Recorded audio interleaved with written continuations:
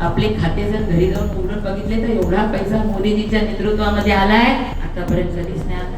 तरी माय माऊल्या म्हणतात आमचे पोरं सांभाळणं. आता ते संस्कार पण मोदींनी नाही दिले ना, मोदींनी द्यायला पाहिजे. त्यामुळे आपण कुठेतरी त्यामध्ये कमी पडतो, हाही विचार आपण करायला पाहिजे. राज्यमंत्री मेघना बोर्डीकर यांनी नांदेडमध्ये एक अजब वक्तव्य केले. पंतप्रधान मोदींच्या नेतृत्वात आपल्या खात्यात भरपूर निधी दिला. आता निधी मिळाला म्हणून माय माऊल्या म्हणतात आमची पोरं सांभाळा. आता ते संस्कार पण मोदींनी करायचे का, असं विधान बोर्डीकरांनी केले. माहूर इथल्या रेणुका मातेच्या दर्शनासाठी मेघना बोर्डीकर आल्या होत्या.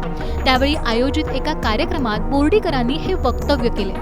बोर्डीकर नेमकं काय म्हणाल्यात पाहूया. शेतकऱ्यांना पगार द्यायला शौचालय सरकारने दिलं, धान्य सरकारने दिला, आरोग्याची 5 लाख, मोदीजीची 5 लाख, देवेंद्रजीची 10 लाखाची कॅशलेस सुविधा दिली, शिक्षण मोफत दिलं, मुलींचं शिक्षण मोफत केलं, जायला आल्या एसटीचं भाडं मोफत केलं, अर्ध केलं. बचत गटाच्या माध्यमातून शेतकऱ्यासाठी मागेल त्याला सोलार पंप, मागेल त्याला शेततळे सबसिडी, 1 रुपयाच्या विम्यामध्ये लाखो रुपये खात्यामध्ये शेतकऱ्यांच्या जमा झालेले. पाऊस जरा झाला, अतिवृष्टीचे पैसे, दुष्काळ पडला, दुष्काळाचे पैसे. आपले खाते जर घरी जाऊन उघडून बघितले तर एवढा पैसा मोदीजींच्या नेतृत्वामध्ये आलाय, आतापर्यंत कधीच नाही आला. तरी माय माऊल्या म्हणतात आमचे पोरं सांभाळणं.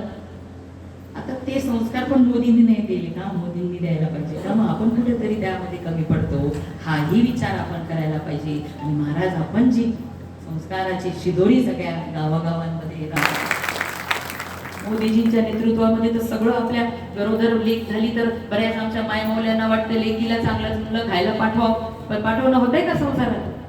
पण मोदीजी त्या लेकीच्या खात्यामध्ये पैसे टाकतात. आपल्या कुटुंबातल्या व्यक्तीप्रमाणे प्रत्येकाची काळजी घेताना आपल्याला दिसत आहे. तरी देखील आज आपण आर्थिक विवंचनेमध्ये आहोत. आज समाधान हरपलेलं आहे म्हणून व्यसनाधीनतेकडे आपण आपला तरुणाईचा वर्ग वळलेला आहे. ह्याला कारणीभूत कोण आहे, हाही विचार आपल्याला करावा.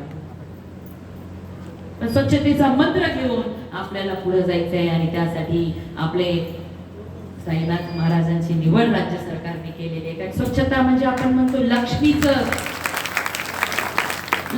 स्थान. ज्या घरामध्ये स्वच्छता असते तिथं लक्ष्मी भरभरून असते. याचा अनुभव आपल्यापैकी अनेकांनी घेतला असणार.